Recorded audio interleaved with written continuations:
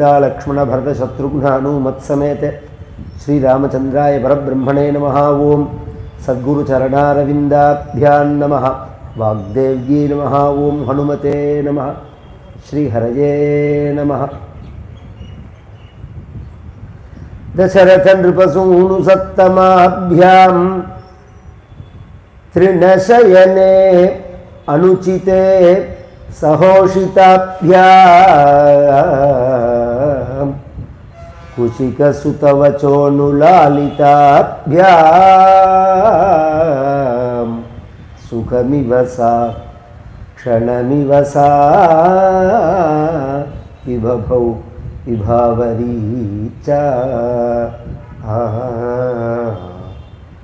कौसल्या सुप्रजा रामा पूर्वा संध्या प्रवर्तते उत्तिष्ठ नरशार्दूला कर्तव्यं दैवमान्हिकं। चक्रवर्ती திருமகனான பதித பாவனனான ராமபிரானுடைய ஒரு சரித்திரம் ராமாயணம். பதித பாவனன சீதாராம் என்று பக்தர்கள்லாம் கொண்டாடக்கூடியதான ஒரு பவித்திரமான நாமா, பவித்திரமான ரூபம், பவித்திரமான அவதாரம், பவித்திரமான சரித்திரம். பதிதன் அப்படின்னா என்ன? ஒரு மனிதன் பரிணாம வளர்ச்சியினால மனித பிறவியை அடையறான். பல பிறவிகள் கடந்துதான் மனித பிறவி. பிறக்கிறதேவே மனுஷ ஜென்மா கிடையாது.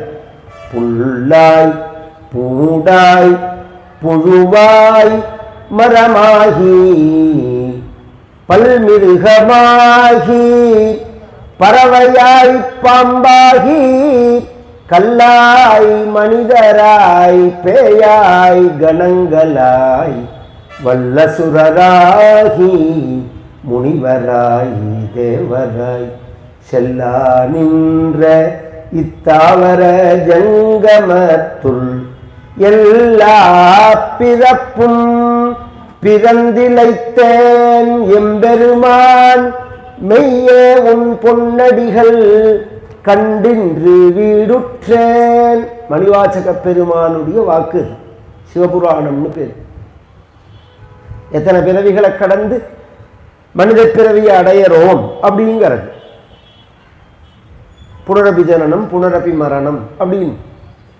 அப்ப இதை நம்ம சாஸ்திரங்கள்ல சொன்னத்தை ஒரு குழந்தைக்கு கூட புரியறதுக்கு தான் நம்ம பாரத தேசத்துல ஒரு விளையாட்டு உண்டு.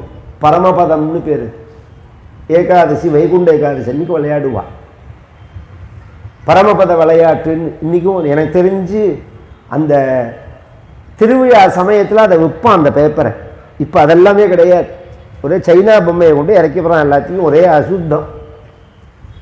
அந்த பரமபதம்ங்கிறது எப்படி இருக்கும்னா, இதுலேருந்து ஆரம்பித்து 100 பரியந்தம் இருக்கும். தாயக்கட்டையை போட்டால் என்ன விழறதோ அதுக்கு தகுந்த மாதிரி கட்டங்கள் தாண்டணும். அதில் பாம்பும் இருக்கும், ஏணியும் இருக்கும். ஏணிக்கு போனோம்னா மேலே ஏறலாம், பாம்பு வாய்க்கு போனால் கீழே இறங்கலாம். இது மாதிரி தான் மனித பிறவி. ஒரு ஜீவனுடைய கதானுகதி. புல்லாய் பூடாய் புழுவாய் மரமாய் இப்படி மாறி மாறி வரும். பொதுவாக மாறி மாறி வரும்னு சொல்கிறேனே தவிர, சாஸ்திரத்தினுடைய பார்வையில் கவனிக்கிறத மனித பிறவிக்கு முன்னாடி பரியந்தம் ஆட்டோமேட்டிக்காக ப்ரமோஷன் தான் பரிணாம வளர்ச்சியில். மனித பிறவி வந்ததுக்கு அப்புறம் தான் அப்புறம் நம்ம மேலே போகிறதா கீழே போகிறதாங்கிறத நம்ம கையில் கொடுத்துட்றான் பகவான். அவர் முடிவெடுக்கிறது இல்லை. அது பரியந்தம் பகவானுடைய ஒரு இப்போ 9th பரியந்தம் ஆட்டோமேட்டிக்காக பாஸ், ஆல் பாஸ். 10th வந்தால் தான் பரீட்சைங்கிற மத்தியில். அது மாதிரி இது. எடப்பாடி பழனிசாமி கொரோனாவில் எல்லாரையும் பாஸ்ன்னார் அவர். 10th இருந்து. அதனாலேயே இப்போ கொரோனாவில் பாஸ் ஆகிற அந்த சர்டிஃபிகேட்டை வேலைக்கு எடுத்துக்க மாட்டேங்கிறான். அது மாதிரி இல்லை. அது ஒரு மனித பிறவி வந்த உடனே நாம் எந்த மாதிரி சுபாவத்தை அடையிறமோ அதுக்கு தகுந்த மாதிரி நம்மளுடைய பிறவிங்கிற உயர்ந்த சுபாவத்தை அடைய முயற்சி பண்ணினா உயர்ந்த நிலை. பழையபடி நாம் கீழே மிருகம் மாதிரி சுபாவத்தை அடைஞ்சோம்னா கீழே போயிடுவோம். மிருகம் மாதிரி சுபாவத்தை நாமே அடையிறோம்.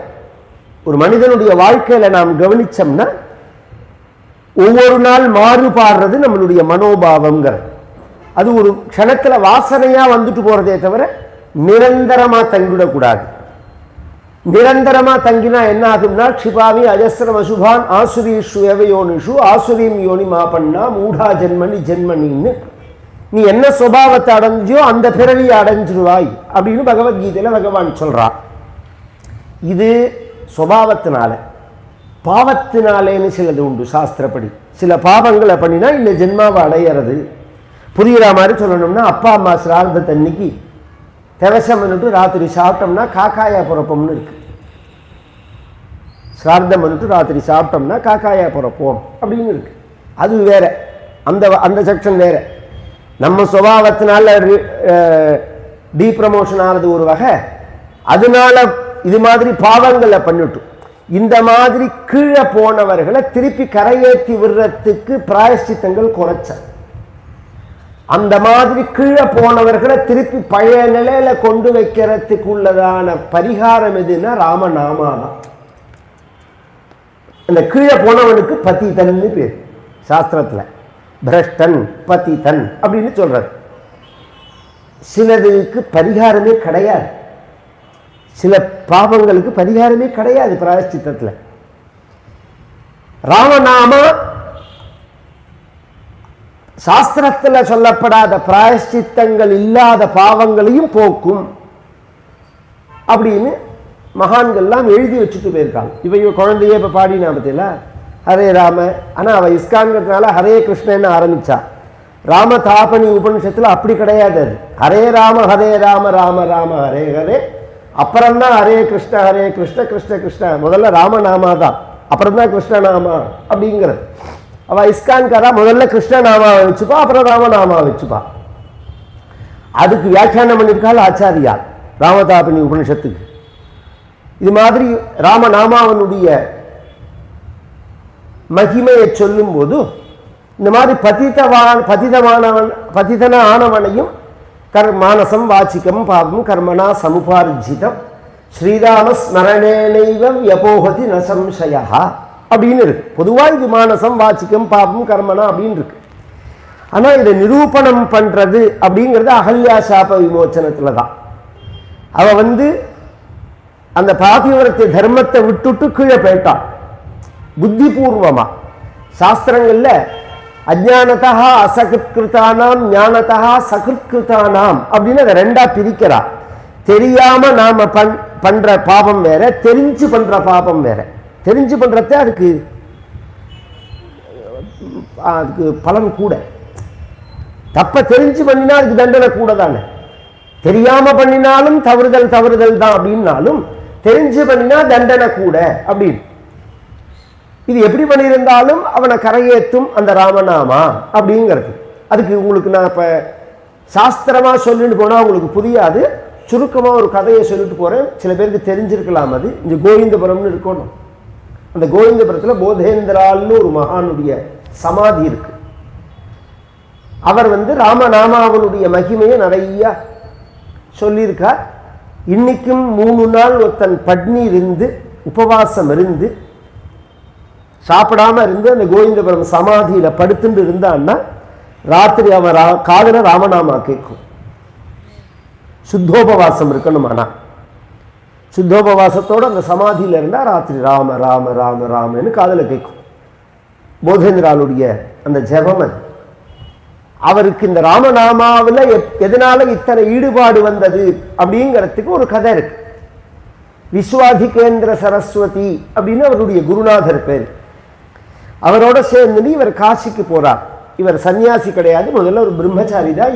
இவர் ஃப்ரெண்டும் சேர்ந்து காசிக்கு போறார். அந்த காலத்துல எல்லாம் கால்நடையாதான் போயாகணும், நடந்துதான் போயாகணும். அப்படிதான் போவார்கள். சன்னியாசிகளுக்கு அந்த நியமம் தான். அது மாதிரி இவர் போகும்போது காசியில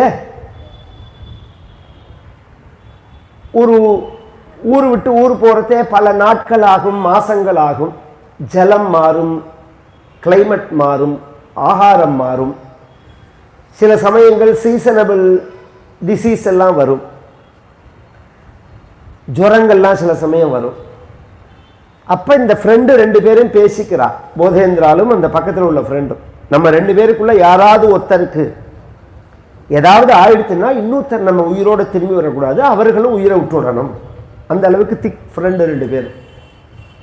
காசிக்கு போன இடத்துல அந்த கூட வந்த பையனுக்கு விஷஜுரம் வந்து அவன் மரிச்சு போயிட்டான். உடனே தன் குருநாதர்கிட்ட போய் சொன்னார், இவர் இது மாதிரி நாங்கள் எங்கள் 2 பேருக்குள்ளே பேசின்னு இருக்கோம், அதனால நானும் கங்கையில் விழுந்து உயிரை விட்டு விடலாம்னு இருக்கேன் அப்படின்னா. உடனே அவர் சிரித்தார். குருநாதர், எதுக்கு சிரிக்கிறேன்னு கேட்டார். இல்லை, உனக்கு நான் வந்து அடுத்த பட்டம் பீட்டாதிபதியாக பண்ணணும்னு நினச்சிருந்தேன், அதுக்கு காலம் சீக்கிரமாக வந்துடுத்துன்னா. நான் இப்போ தான் உயிரை விடணும்னு சொல்கிறேன், எனக்கு போய் பட்டம் கட்டுறேன்னு சொல்கிறேலே அப்படின்னா. சாஸ்திரமாக சொன்னால் நீ சம்மதிச்சு பாயணும்னா, சாஸ்திரப்படி சொன்னால் நீ ஒத்து போயாகணும்னா. அந்த காலத்தில் அப்படி ஒரு பழக்கம் உண்டு. இன்றைக்கி என்னோட இஷ்டம் நான் மாட்டேன்னு சொல்கிற மத்தியில் அந்த பேச்சே அப்போ கிடையாது. சாஸ்திர ரீதியாக சொன்னால் யார் சொன்னாலும் ஏற்றிருந்தான் ஆகணும். சாஸ்திரங்களில் ஜென்மாவை சந்நியாசத்தை பற்றி சொல்லும்போது துரியம் ஜென்மா அப்படிங்கிறது இன்னொரு பிறவின்னு சொல்கிறது. சந்நியாசங்கிறது இன்னொரு ஜென்மா மாதிரி. இப்போ நீ உன் ஃப்ரெண்டுகிட்ட சொன்ன மாதிரி அந்த வாக்கை காப்பாற்றின மாதிரியும் ஆகும், நான் சங்கல்பிச்சா மாதிரி நீ பீடாதிபதியாகவும் ஆயிடலாம். நீ சன்னியாசம் வாங்கிவிட்டேன்னா உன் ஃப்ரெண்டுகிட்ட சொன்ன மாதிரி உயிரை விட்டா மாதிரியும் ஆயிடும். அது நான் சொன்ன மாதிரி நீ பீடாதிபதியாகவும் ஆயிடலான்னு உடனே அவர் சரின்னு விட்டார். உடனே அவருக்கு அங்கேயே ஆசிரம ஸ்வீகாரம் கொடுத்து பிக்ஷு சன்னியாசி தான். தண்டகலக்க மண்டலம் இதெல்லாம் வந்து நம்மளுடைய காஞ்சி மடத்தில் ஆச்சாரியாளுடைய சம்பிரதாயத்தில் வந்தவாளுக்கு தெரியும். அது ஆதிசங்கரருடைய வழக்கப்படி அந்த சந்நியாசங்கத்தில் ஏகதண்டம், திரிதண்டம், சிக்கல் எடுக்கிறதா, பூடல் எடுக்கிறதா, எடுக்காமல் இருக்கிறதா அப்படிங்கிறதுலாம் சில நியமங்கள்லாம் இருக்கு. காஞ்சிபுரம் மடத்தில் பிரம்மச்சரியத்திலேருந்து தான் அவள் சன்னியாசத்துக்கு போகலாம், கிரகஸ்தனாய் சன்னியாசத்துக்கு போக முடியாது. இவர் அது மாதிரி ஆசிரம ஸ்வீகாரம் பண்ணிண்டு கிளம்புற சமயத்தில் குருநாதர் சொன்னார், நான் இங்க இருக்க, நீ கிளம்பி போ, காஞ்சிபுரம் போயிடு. அப்போ காஞ்சிபுரத்தில் தான் இருந்தது இந்த பீட்டம்ங்கிறது. நடுப்புல அந்த பங்காரு காமாட்சியெல்லாம் கிளம்பி வந்தா பத்தியில அந்த சமயத்தில் தான் ஆச்சாரியெல்லாம் இடம் மாறினது. இந்த தஞ்சாவூரில் இருக்கிற பங்காரு காமாட்சியே காஞ்சிபுரத்தில் இருந்த காமாட்சி தான். முஸ்லீம் படையெடுப்புக்காக இங்கே தூக்கின்னு வந்து வச்சாலது. அது மாதிரி நிறைய சரித்திரங்கள், ஏகப்பட்ட வரலாறுகள். அதனால தான் இன்றைக்கும் ஏகப்பட்ட பூமியெல்லாம் நோண்டினா எங்கள் எல்லா இடத்துலையும் விக்கிரகங்கள்லாம் கிடைக்கிறது பற்றியில. இதெல்லாம் என்னென்னா இஸ்லாமிய படையெடுப்பும் போது அந்தந்த கிராமத்தில் புதைச்சி வச்சது. அவளுக்கு பயந்து இன்னி பிறந்த அந்த பயம் போலையே, திருட்டு பசங்கள் தீரவே இல்லையே, அவன் அப்படியே தானே இருக்கான். நல்ல விக்கிரகமாக இருந்தால் அதை எடுத்துட்டு விட்டு போலி விக்கிரகத்தை வச்சுட்டு போயிடலாம் கோவிலில். இவர் வந்து கிளம்புற சமயத்தில் குருநாதர் சொன்னார், பூரி ஜெகநாதத்தில் ஒரு பண்டிதர் பெயரை சொல்லி அவரை போய் நீ பார்த்துட்டு போ அப்படின்னு சொன்னார். அவர்கிட்ட சில சாஸ்திரம் இருக்கு, அதை நீ பார்த்துட்டு போன்னு சொல்ல. குருநாதர் சொன்னாரேன்னு இந்த யாத்திரை போகிறதே ஒரு ரூட் உண்டு. இப்படி போவா, இப்படி வருவா, ஒரு பிரதட்சணம் மாதிரி இருக்கும். அது மாதிரி அவர் வர சமயத்தில் அந்த பண்டிதர் ஜெகநாத பண்டிதர்னு பேர் அவருக்கு. அந்த ஜெகநாத பண்டிதர் வீடு எங்கேன்னு கேட்டால் அவர் காலமாயிட்டான்ட்டான். அவர் காலமாகி 6 மாதம் ஆறுது அப்படின்னு சொல்ல இவருக்கு வருத்தம். நம் குருநாதர் சொன்னார் அவரை பார்க்க முடியாமல் போயிடுத்தேன்னு. இருந்தாலும் கிராமம் அக்ரஹாரத்தில் சாயங்கால நியமங்களை முடிச்சுட்டு ஆகாரங்கள்லாம் அவசியமே கிடையாது. நான் என்னோட வாத்தியாரத்தில் அல்லூருங்கிற இடத்துல வேதிக் மேத்தமேட்டிக்ஸ் எல்லாம் படிக்கும்போது, சாஸ்திரம் வாசிக்கும்போது, யஜ்ஞேஸ்வர சர்மான்னு பேர் அவருக்கு, இங்கே வாத்தியாருக்கு. நான் பாலபிரிவா தம்பி, எங்கள் ஜெயகிருஷ்ண தீட்சிதர் இவெல்லாம் அங்கே தான் வாசித்தோம். அப்போ வந்து எங்கள் வாத்தியார் வந்து மந்திராலயத்திலேருந்து ஒரு சுவாமிஜி ஐஷன் வந்திருந்தார். அவர் நடந்து தான், அவர் ஒரு பஸ்ஸில் போக மாட்டார், அவர் பணத்தை கையால் தொட மாட்டார். அதை விட ஆச்சரியம் என்னன்னா, நான் பார்த்ததுனால அந்த பிரமிப்பை சொல்கிறேன். அவர் 10 நாள் இருந்தார், சாப்பாடே கிடையாது. எப்படி இருப்பார்னா, சாயங்கால வேலையில் அனுஷ்டானங்கள்லாம் முடிச்சுட்டு சந்தியா காலம் ஆனத்துக்கு அப்புறம் ஒரு பொடி அல்லது 2 பொடி நிலக்கடலை இருக்கு பாருங்க, அதை வறுத்து பொடி பண்ணிவிட்டு 1 டம்ளர் பாலில் போட்டு சாப்பிடுவேன். இது மட்டும்தான் அவரோட ஆகாரம். ஒரு நாளைக்கு 1 தடவை தான். 10 நாள் நானே பார்த்துருக்கேன் அவரை. அப்புறம் கிளம்பி நடந்து போயிட்டே இருக்கார் அவர் பாட்டுக்கு. இப்படிலாம் இருக்க முடியுமா? சிவன் சார் இருந்தார் 3 வருஷம் ஜலமே சாப்பிடல. பரமாச்சாரியால் தம்பி சிவன் சார்னு இருந்தார். தீர்த்தமே அவர் குடிச்சது கிடையாது. இதெல்லாம் அந்த விஷயங்கள்லாம் வேற. அது முடியுங்கிறதெல்லாம் நம்ம சாஸ்திரங்கள் சொல்லியிருக்கு. இவர் அது மாதிரி அந்த பண்டிதருடைய வீட்டில் தங்கிவிட்டால் ஆச்சாரியால் பிக்ஷையெல்லாம் எடுத்துக்கல, யார்த்தையுமே சொல்லலை. ராத்திரி ஒரு 12 மணிக்கு ஒரு பிராமணன் ஒரு முஸ்லீம் பொண்ணோட வந்து அந்த கதவை தட்டுறா, அந்த பண்டிதரோட வீட்டு கதவை. அவர் கதவை திறந்தார், விளக்கில் பார்க்கிறாள், திண்ணையில ஓரமாக இருக்காள் போதேந்திரால். அவர் இருக்கிறது தெரியாது. இந்த பிராமணனை பார்த்து யாரப்பான்னு கேட்டார். நான் வந்து தட்சிண தேசத்துலேருந்து வரேன், இதோ பக்கத்தில் நிற்கிறாளே இவள் என் மனைவின்னா. யார்? முஸ்லீம் பொண்ணை காமிச்சு. எப்படிப்பான்னு கேட்டார். 10 வருஷம் முன்னாடி நான் இந்த வழியாக காசிக்கு யாத்திரை போனேன். ராத்திரி இந்த ஊரில் நான் தங்கியிருக்கிற சமயத்தில் என் மனைவி காணா போயிட்டாள். மறுநாள் முழுக்க இந்த பக்கங்கள்லாம் தேடினேன். அப்போ இங்கே உள்ளவாள்லாம் சொன்னா, அப்போ முஸ்லீம் படையெடுப்பு இருக்கிற சமயம், அதனால ஹிந்து பெண்கள் அவள் அடுத்துன்னு போயிடுவா, கைக்கெல்லாம் கிடைக்க மாட்டா, பக்கத்தில் முஸ்லீம் கிராமங்கள்லாம் இருக்குது, உள்ளே போயெல்லாம் நம்ம தேட முடியாது, நம்மளெல்லாம் உள்ள விட, அது இன்னி வரைக்கும் அப்படி இருக்குது, அதான் ஒரு ஆச்சரியம் இல்லை, நம்ம உள்ளெல்லாம் போய் தேட முடியாது, அதனால நீங்கள் அது கிடைக்காது, நீங்கள் திரும்பி போயிடுங்கோ அப்படின்னா. நான் 3 நாள் 4 நாள் உட்காந்து அழுது இதெல்லாம் பார்த்தேன். இன்னும் எனக்கு எங்கே இருக்கான்னே தெரியல. நான் கிளம்பி காசிக்கு போயிட்டேன். போய் உயிரை விட்டுவிடலாம்னா எனக்கு மனசும் வரலை, அந்த அளவுக்கு தைரியம் இல்லை. 10 வருஷம் காசி பக்கத்துலலாம் சுற்றிட்டு திரும்பி நான் அந்த ஊருக்கு எங்கள் ஊருக்கு போகலாம்னு வர வழியில் இன்றைக்கி கார்த்தால ஒரு குளத்தங்கரையில் குளிச்சுட்டு சாயங்காலம் சந்தியாவந்தனம் பண்ணுற சமயத்தில் இந்த பொண்ணு வந்தா, கையில் குடத்தோட பர்தா போட்டு ஜலம் எடுக்கிறதுக்கு. இந்த குடத்தை கீழே வச்சுட்டு எனக்கு நமஸ்காரம் பண்ணி நாதா என்ன தெரியறதான்னு கேட்டான். உடனே நான் கேட்டேன், அம்மா நீ முஸ்லீம் பொண்ணு, நானும் வந்து ஒரு வைதீகன், என்னை பார்த்து நாதான்னு சொல்கிறீங்க, புரியலையா? உங்கள் மனைவி தான் நான். என்ன நீ சொல்கிறேன்னு? அன்றைக்கி என்ன நடந்தது தெரியுமா? உங்கள் பக்கத்தில் நான் படுத்துட்டு இருக்கிறதே வாயில் துணியை வச்சு என்னை தூக்கின்னு போயிட்டா, என்னால் கத்த முடியாதபடிக்கு கொண்டு போய் ஒரு ரூமில் அடைச்சி வச்சு ரொம்ப நிர்பந்தப்படுத்தி கல்யாணம் பண்ணினுட்டா. நானும் எத்தனையோ தடவை ஜீவனை விடணும்னு முயற்சி பண்ணினேன், முடியல. நிர்பந்தப்படுத்தி குடும்பம் நடத்தி இப்போ 5-6 குழந்தைகள் பிறந்துடுத்து எனக்கு இந்த 10 வருஷத்துக்குள்ள. இப்போ உங்களை பார்த்துட்டேன், அதனால இனி உங்களை விட்டுட்டு என்னால் இருக்க முடியாது.